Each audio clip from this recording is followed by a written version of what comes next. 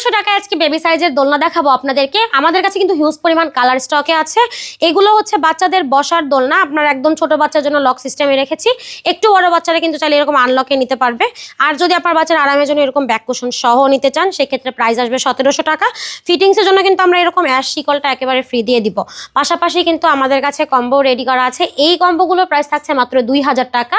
কালারও আছে আমাদের কাছে, যার যেই কালার পছন্দ সেই কালারের ওপরেই কিন্তু কম্বোটা করে নিতে পারবেন।